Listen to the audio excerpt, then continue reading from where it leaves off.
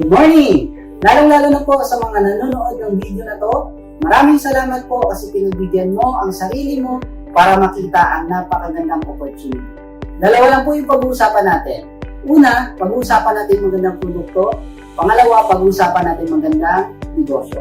Pero mas maganda pag-usapan muna natin magandang produkto. Kasi naniniwala ako, pag merong magandang produkto, merong magandang negosyo. Pag merong magandang negosyo, merong magandang produkto.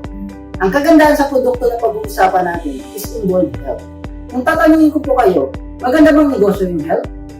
Kung iisipin mo, magandang negosyo yung health. Pero alam ko, at the back of your mind, hindi ka sigurado kung talagang maganda yung negosyo yung health. Sige, pag-usapan natin. Kung tatanungin ko po kayo, importante ba sa tao yung health or sobrang importante? Bakit ko natanong? Simple, pag tinanggal mo yung health, may tao. Pag tinanggal mo yung tao, may health. Ngayon tatanungin kita, importante ba sa tao yung health or sobrang importante? Since sobrang importante sa tao yung health, nagiging importante na rin sa tao ang business mo dahil ang business mo is health. Since tao po yung pag-uusapan natin, naniniwala mo ba kayo na ang tao may katawan? Oo naman. Kung tatanungin ko po kayo, importante ba sa tao yung katawan or sobrang importante? Since sobrang importante sa tao yung katawan, what if napabayaan ng tao yung katawan? So anong nangyayari? Nagkakasakit. Pag nagkasakit ang tao, anong ginagawa? Nagpapadoktor, nagpapacheck up, nagpapagamot. Kung nagpapagamot ang tao, anong binibili? Siyempre, gamot. Ang gamot, gastos hindi. Siyempre, gastos. Pag hindi mo ginastusan ang sakit, anong nangyayari? Lumalala. Pag yung sakit lumala, anong nangyayari sa katawan? Nanghihina. Akala ng iba, yung katawan lang ang may problema. Pero hindi nila alam, apektado ang trabaho. Pag apektado ang trabaho, apektado ang income. Pag apektado ang income, apektado ang pamilya. At alam mo kung ano isa sa naapektuhan? Yung pangarap mo. Sabi nila, madali lang daw kitain yung pera kapag ikaw ay masipag at matyaga. Opo, tama po. Pag ikaw ay masipag at matyaga, madali lang kumita ng pera. Pero ito yung sasabihin ko sa'yo. The moment na magkasakit ka, mabilis lang din ubusin ng sakit yung pera mo. Lagi ko po itong sinasabi, aanin mo yung limpak-limpak na salapi kung punong-puno ka naman ng sakit. Since present yung sakit, ano ngayon yung gagawin mo? Simple, wala ka ng choice. Uulitin ko po, wala ka ng choice. Kailangan mo nang uminom ng food supplement. Alam mo kung bakit? Marami na pong kumpanya, marami na pong pharmaceutical ang nagtayo. At hindi naman po nila i-invento yung produkto na yan pag hindi kailangan. Kasi bakit? Kailangan mo na talaga. Ngayon, pwede mong sabihin sa akin, Louie, food supplement? Gastos yan eh. Opo, gastos po yung food supplement. Pero di ba nang gagastos ako, at least, healthy naman ako. Kasi bakit? Pag nagkasakit ka, pag bumili ka ng gamot, di ba gastos din mo? Mas okay nang gumagastos ka na healthy ka kaysa gumagastos ka na may sakit ka. Ngayon, tatanungin kita, anong mas gusto mo? Gumagastos ka na healthy ka o gumagastos ka na may sakit ka? Di ba parehas na gastos? Ngayon, pag-uusapan naman natin kung paano kikita dito sa Dow Elevate. Alam naman natin na ang pagyaman na sa negosyo. Alam naman natin na ang kalimitan na nagiging successful is mga negosyante. Pero bakit hindi tayo nakakati ng business? Hindi po dahil sa kapital. It's all because of our mindset. Ano ba yung mindset ng Pinoy? Anak, mag-aral ka ng mabuti para pag nakagraduate ka, makapaghanap ka ng trabaho. Wala pong problema sa pagtatrabaho. Kaso nga lang, pag nandun ka sa trabaho, you are only there to survive. Kung gusto mo ng time and financial freedom, dapat nasa business ka. At pag magbi-business ka, kailangan mo ng kapital. Ano bang prinsipyo ng kapital? Pag malaki ang kapital, malaki ang kita. Pagka maliit ang kapital, maliit ang kita. Pag walang kapital, walang kita. Itong negosyo na ipapakita ko sa iyo, ang liit-liit lang ng kapital, pero pwede kang kumita ng malaki. Magkano ang kapital? 8,980 pesos only. Pwede mong sabihin sa akin, Louie, malaki yan. Yes, malaki po yan. Pag gastos. Pero pag inanegosyo mo, maliit na yan. At pwede mong sabihin sa akin na malaki to kung walang kapalit. Ano ba yung kapalit? Number 1, makakatanggap ka po ng 9,000 worth of products. Yung products, pwede mo pong ibenta o pwede mo pong gamitin. Pero I suggest, mas maganda gamitin mo muna. Kasi mahirap magbenta kung hindi mo pa naman nagagamit. Number 2, magkakaroon ka po ng up to 40% discount sa lahat ng produkto natin. Again, lifetime discount.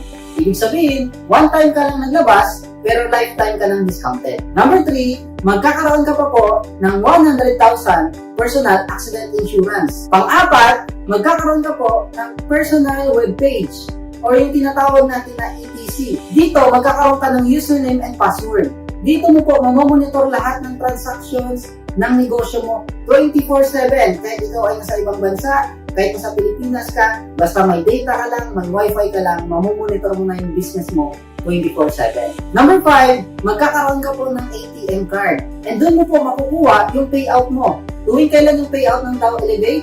Hindi po siya monthly, hindi rin po siya weekly. Yung payout po ng ating company is daily. And pang-anim, magkakaroon ka pa po ng free business tools or brochure. Pang-pito, magkakaroon ka po ng offline and online training. Ang kagandahan sa online training, kahit nasa loob ka lang ng bahay, kahit nasa ibang bansa ka, importante meron kang data, meron kang cellphone, meron kang wifi, mapapanood mo na po yung mga trainings natin. And of course, magkakaroon ka pa po ng lifetime membership. And last, magkakaroon ka po ng inheritable business. Ibig sabihin, yung negosyo mo is pwede mong ipamana sa anak mo, sa asawa mo, at sa pamilya mo. Ang tanong, yung 8,980 mo, sulit ba o sulit na sulit? Siyempre, sulit na sulit. Paano kikita sa Dow Elevate? Number 1, meron po tayong tinatawag na product retailing or pagbebenta. For example, yung 8 herbs po natin, since member ka, mabibili mo lang po siya ng 2,100 pesos at maibebenta mo siya ng 3,500 pesos. Ibig sabihin, kikita ka po ng 1,400 pesos sa isang box ng 8 herbs. Number 2, pwede ka pong kumita sa retail bonus. Paano kikita sa retail bonus? Simple lang, ang kailangan mo lang gawin, i-share yung opportunity sa mga kaibigan mo, classmates mo, kapitbahay mo, pamilya mo. Ang gagawin mo lang, i-share mo yung video na to. Pag sila ay nag-join or sila ay bumili ng package ng worth 8,980 pesos, magkakaroon ka po ng 1,000 pesos. Example, ikaw po. I-share mo yung business kay kaibigang A. Kapag si kaibigang A nag-join, bumili ng package, magkakaroon ka po ng 1,000 pesos. Ang good news nito, hindi lang naman si A yung kaibigan mo. I-share mo rin yung business sa kaibigan mong si B. Si B naintindihan yung business, nag-join. Ang good news, kikita ka po ulit ng 1,000 pesos. Therefore, sa dalawang tao na nasunod mo ng business, kikita ka po ng 1,000 plus 1,000, a total of 2,000 pesos ang kinita mo po sa retail bonus. Number 3, pwede kang kumita sa dual group bonus. Paano kikita sa dual group bonus? The moment na nag-member ka sa Dow Elevate, magkakaroon ka po ng left and right sales force. At ang rule dito, pag meron isang tao sa left, isang tao sa right, bibigyan ka ng company ng 1,500 pesos. Good news! Yung friend A mo, nilagay mo sa left, yung friend B mo, nilagay mo sa right. Ibig sabihin, kikita ka po ng 1,500 pesos. Bukod pa po sa kinita mo kanina sa ating retail bonus na 2,000 pesos, therefore, ang kinita mo po sa dalawang tao na pumasok sa'yo is 3,500 pesos. Maganda o napakaganda? Siyempre, sobrang ganda. Ito yung good news. Si friend A mo, hindi lang ikaw yung kaibigan niya. Si friend A mo nag-share ng opportunity ng business kay friend C. Si friend C nag-join, bumili ng package. Ibig sabihin, si friend A mo, kikita siya ng 1,000 pesos as retail bonus. Si friend A, nag-share ulit ng opportunity kay friend D. Ibig sabihin, kikita ulit ng 1,000 pesos as retail bonus si friend A. In short, kumita siya ng 2,000 pesos sa retail bonus. Ito good news.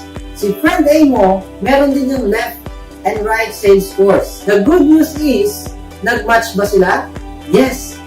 Ibig sabihin, si friend A mo, kikita po ng 1,500 pesos sa dual group bonus. Therefore, si friend A mo, kumita rin ng total of 3,500 pesos. Tanong, fair ba yung business? Siyempre, sobrang fair. Ito maganda. Si B, nag-share ng opportunity kay friend E. Si friend B, kikita po siya ng 1,000 pesos sa retail bonus. Si B, nag-share ng opportunity kay friend D. Si B ulit, kikita siya ng 1,000 pesos. And the good thing is, kikita siya ng 1,500 pesos sa dual group bonus. In short, kumita si friend B mo ng 3,500 pesos kagaya ng kinita ni friend A mo at kagaya ng kinita mo. Ang rules sa dual group bonus, every time na may pumapasok na isang tao sa left, isang tao sa right, bibigyan ka ng company ng 1,500 pesos. Whether ikaw yung nag-share ng business or hindi ikaw nag-share ng business. So total, 1,500 plus 1,500, kumita ka ng additional 3,000 pesos. Maganda o napakaganda? Siyempre, sobrang ganda. Alam mo kung bakit? Tanong, ikaw pa ba ang nag-share ng opportunity kay friend C, D, E, and F? Hindi na. Tanong, kilala mo pa ba sila? Hindi na rin. Ang tanong, kumita ka ba? Yes, kumita ka. Kaya ang ganda ng negosyo sa DAO Elevate. Ang tawag dyan is law of leverage. Ano yung law of leverage? It is the ability to multiply yourself, your time, your effort through other people. Ito po yung technique na ginagamit ng mga mayayaman, bakit lalo silang mayaman. Technique na ginagamit ng mga negosyante, bakit mas lalong lumalago yung negosyo nila. Ang tawag dyan is law of leverage. Ang good thing, dito sa DAO Elevate, pwede mo nang mai-apply ang law of leverage. Ang good news is, si C, D, E, and F, meron din kaibigan yan. Pag merong nakita yung system, isang tao sa left, isang tao sa right, bibigyan ka ng company ng 1,500, 1,500, 1,500, 1,500. Ang good news, yung DAO Elevate nag-expand na po sa iba't ibang bansa. Example, meron kang napasali sa Hong Kong. Yung Hong Kong mo, dumami ng dumami ng dumami. And then, meron kang napasali sa Saudi. Nilagay mo sa right. Dumami din po yung nasa Saudi mo. Ang good news, kahit nasa Pilipinas ka, wala kang choice. Kikita ka po ng 1,500, 1,500, 1,500, 1,500. Maganda o napakaganda? Sana na-educate kita sa marketing plan ng DAO Elevate. Pwede mong sabihin sa akin, Louie, gusto ko yan. Kaso wala akong pera. Good news, majority na naging successful dito sa DAO Elevate, nagsimula lang din sila walang pera. Meron tayong kasabihan, pag yung isang bagay, pag gusto mo, maraming paraan. Pag ayaw, maraming dahilan. The main reason bakit wala kang pera ngayon, kasi last year, wala ka rin pera. Kasi ang resulta ng ginawa mong aksyon, desisyon, noong nakaraang taon, ang resulta niyan is yung ngayon. Ibig sabihin, pag hindi mo ginawa ng paraan na makapag-start ng business, makapagsimula sa DAO Elevate, baka sa next na pagkikita natin next year, ang problema mo pa rin is yung pera. Pwede mong sabihin sa akin, Louie, gusto ko niyan, kaso mahihain ako. Alam mo ba na yung negosyong DAO Elevate is perfect para sa mga mahihain? Bakit? Ang gagawin mo lang naman is i-share yung opportunity sa mga taong hindi nahihiya, sa mga taong walang hiya. Lahat ng effort, lahat ng trabaho nila, lahat ng income nila, good news, pasok din yun sa'yo. Kaya perfect ito sa mga taong mahihain. Pwede mong sabihin sa akin, gusto ko yan, kaso tamad ako. Alam mo ba, yung DAO Elevate, perfect ito sa mga taong tamad. Kasi bakit? Ang gagawin mo lang naman, mag-share ng opportunity sa taong masipag, ilagay mo sa left, yung isang masipag, ilagay mo sa right. Good news, lahat ng sipag nila, lahat ng trabaho nila, lahat ng income nila, pasok din yun sa'yo. Gusto ko yan, kaso busy ako. Alam mo guys, wala naman taong busy. Depende na lang kung ano yung pina-priority mo. Ang tanong, busy ka saan? Busy ka ba payamanin yung sarili mo? Or busy ka ba payamanin yung boss mo? Well, kung nabibisi ka at nagbabago naman yung buhay mo, okay yan. Pero kung nabibisi ka ngayon at hindi nagbabago yung buhay mo, para sa akin, kung nabibisi ka sa negosyo ng ibang tao, di ba mas lalo tayong dapat mabisi sa sarili nating negosyo? Maraming salamat. This is Louie Aldas Jr. sending you good vibes.